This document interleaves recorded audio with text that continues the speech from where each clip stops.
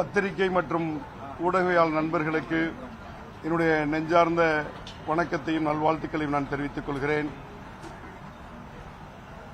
தமிழ்நாடு அரசு விரைவிலே நிதிநிலை அறிக்கையை தாக்கல் செய்யக்கூடிய இருக்கக்கூடிய நிலையிலே மாண்புமிகு முதலமைச்சர் அவர்கள் தினந்தோறும் துறை ரீதியாக அமைச்சர்கள் மற்றும் துறை செயலாளர்கள் அழைத்து ஆய்வுக் கூட்டங்களை நடத்தி வந்து கொண்டிருக்கிறார்கள். அந்த வகையிலே இன்று மாலை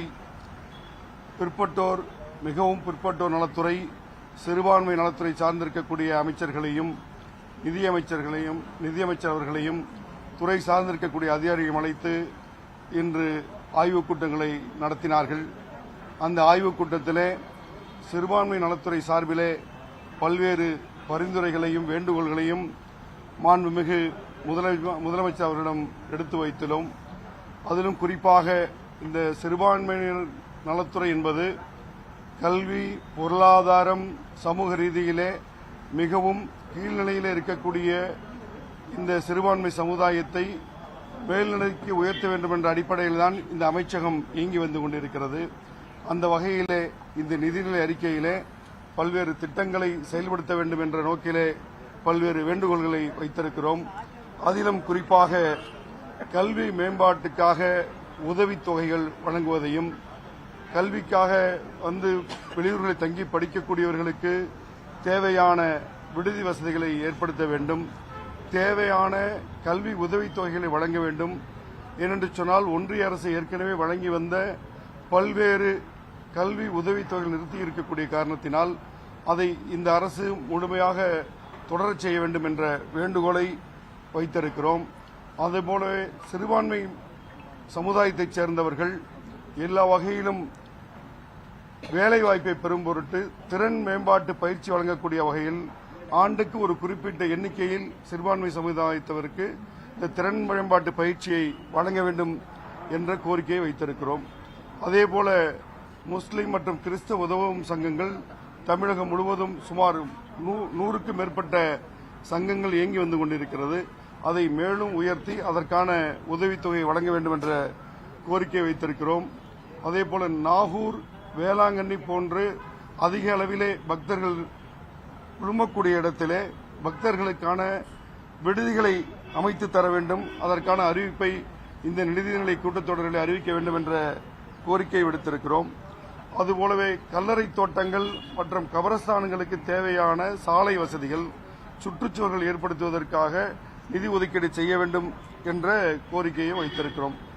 அதேபோல துறை ரீதியாக சுமார் 15% இருக்கக்கூடிய இந்த சிறுபான்மை சமுதாய மக்களுக்கு கடந்த ஆண்டுகளிலே ஒதுக்கப்பட்டிருக்கக்கூடிய நிதி மிகவும் சொற்பமானதாக இருக்கக்கூடிய காரணத்தினால் சுமார் 1 கோடிக்கும் அதிகமாக மக்கள் தொகை இருக்கக்கூடிய இந்த சிறுபான்மை சமுதாயத்திற்கு வரக்கூடிய நிதிநிலை அறிக்கையிலே கணிசமான அளவில் நிதிகளை ஒதுக்கி அவர்களுக்கான இந்த மேம்பாட்டு திட்டங்களை செயல்படுத்த வேண்டும் என்ற கோரிக்கையும் வைத்திருக்கிறோம். அதையும் தாண்டி மாண்புமிகு முதலமைச்சரிடத்தில் இந்த சிறுபான்மை சமுதாயம் சம்பந்தப்பட்ட கோரிக்கைகளை 27 கோரிக்கைகளை வரிசைப்படுத்தி அதை வேண்டுகோளாக வரக்கூடிய நாட்களிலே அதை செயல்படுத்தி தர வேண்டும் என்ற வேண்டுகோளையும் நாம் வைத்திருக்கிறோம். மேலும் ஒன்றிய அரசு கடந்த பல்லாண்டுகளாக வழங்கி வரக்கூடிய பல்வேறு திட்டங்களை தற்போது நிறுத்திவிட்ட காரணத்தினால் விரைவிலே டெல்லி சென்று மாண்புமிகு சிறுபான்மை நலத்துறை அமைச்சரை சந்தித்து நம்முடைய கோரிக்கை வைப்பதற்கான அனுமதியை மாண்புமிகு முதலமைச்சரிடத்தில் விடுக்க இருக்கிறோம். அவர்கள் அனுமதி தந்த பிறகு ஒன்றிய அமைச்சரை சந்தித்து இந்த சிறுபான்மை சமுதாயம் சம்பந்தப்பட்ட என்னென்ன திட்டங்கள் எல்லாம் பண்டைய காலங்களில் இருந்ததோ அதை மீண்டும் உயிர்ப்பித்து செயல்படுத்த வேண்டும் என்ற கோரிக்கையும் விடுக்க இருக்கிறோம். அதேபோல உலமாக்களுக்கான இருசக்கர வாகனங்கள் வழங்குவதற்கான கால அவகாசம் ஏற்கனவே நீடிக்கப்பட்டிருக்கிறது. அந்த வகையில் வரக்கூடிய 15ஆம் தேதி வரை அவர்கள் விண்ணப்பம் செய்ய இருக்கிறார்கள். ஒரு 1000 இருசக்கர வாகனங்கள் உலமாக்களுக்கு வழங்க இருக்கிறது. அதை வழங்கக்கூடிய நிகழ்ச்சியை தொடங்கி வைப்பதற்கு மாண்புமிகு முதலமைச்சர்கள் வருகை தர வேண்டும் என்ற வேண்டுகோளையும் வைத்திருக்கிறோம். இத்துடன் இந்த கூட்டம் இன்று சிறப்பான முறையில் நடந்திருக்கிறது. சிறுபான்மை மக்களுடைய வேண்டுகோளை செவிசாய்த்து வரக்கூடிய நிதிநிலை அறிக்கையிலே பல்வேறு திட்டங்கள், அறிவிப்புகள் வெளிவரும் என்று திடமாக நம்புகிறோம்.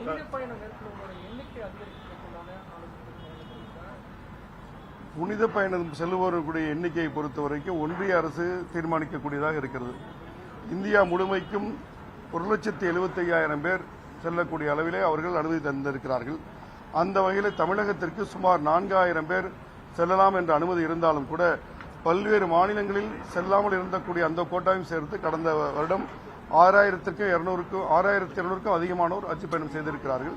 இந்த வருடம் அதை உயர்த்தி கேட்க சொல்லி மாண்புமிகு மத்திய அமைச்சரிடம் அதை வேண்டுகோளாக வைக்கிறது.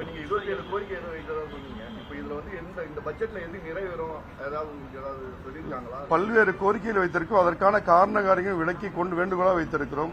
இன்று அதை செவிமடுத்திருக்கக்கூடிய மாண்புமிகு முதலமைச்சர் அவர்களும் துறை சார்ந்த அதிகாரிகளும் வரக்கூடிய நாட்களில் அது குறித்து ஆலோசித்து சிறப்பான அறிவிப்பை வெளியிடுவார்கள் என்று நம்புகிறோம்.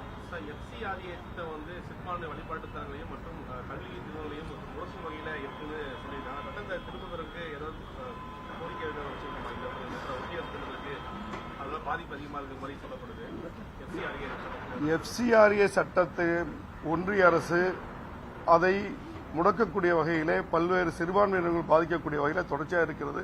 அதை நீக்க வேண்டும் என்ற கோரிக்கை தொடர்ச்சியாக சிறுபான்மை சமுதாயம் விடுத்து வந்து கொண்டிருக்கிறது. அதற்கான கோரிக்கைகளையும் ஒன்றிய அரசிடம் பலமுறை எடுத்து வைத்திருக்கிறோம். அது தொடர்ச்சியாக அது வலியுறுத்துவோம்.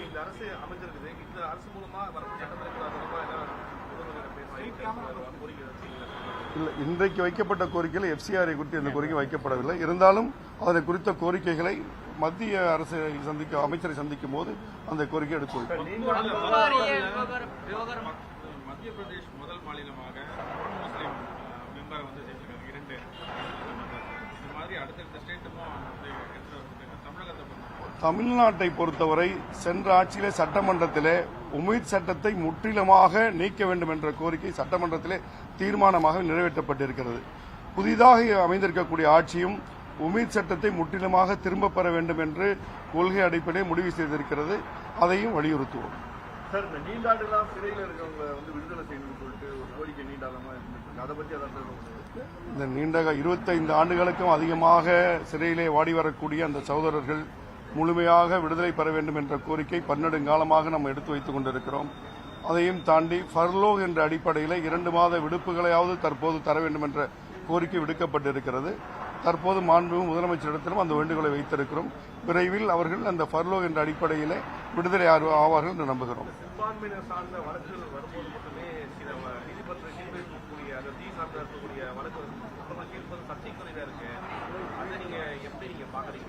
சர்ச்சைக்குரிய தீர்ப்புகள், அந்த தீர்ப்பு உடன்பாடு இருக்கிறதா, சமுதாயத்திற்கு ஏற்பட இருக்கிறதெல்லாம் தாண்டி சமுதாயத்தினுடைய நன்மை கருதி சிறுபான்மை சமுதாயத்தினுடைய உரிமைகளை காக்கக்கூடிய பொருட்டு சமீபத்தில் வந்த அனைத்து தீர்ப்புகளும் எதிர்த்து உச்சநீதிமன்றத்திலே தமிழ்நாடு அரசு மேல்முறையீடு செய்திருக்கிறது. வழக்கு உச்சநீதிமன்றத்தில் இருக்கிறது. இன்று கூட ஒரு மதம் மாறி வந்திருக்கக்கூடிய சகோதரர்களுக்கு 3.5% இடஒதுக்கீடு வாய்ப்பில்லை என்ற தீர்ப்பை எதிர்த்தும் இன்று மேல்முறையீடு இன்று உச்சநீதிமன்றத்தில் செய்யப்பட்டிருக்கிறது. தமிழக அரசு சார்பாக செய்யப்பட்டிருக்கிறது. நன்றி, வணக்கம்.